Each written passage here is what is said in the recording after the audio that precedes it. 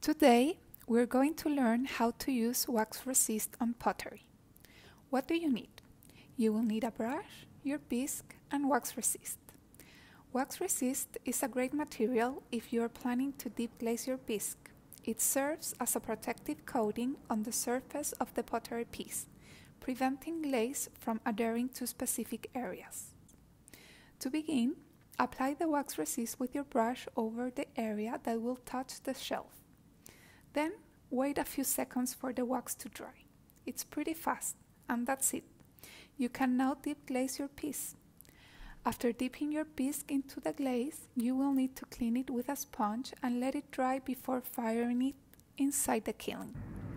Here we can check how the plates came out, and you can see how the bottom area is clean and the glaze came out smooth. Let me know if you have any questions.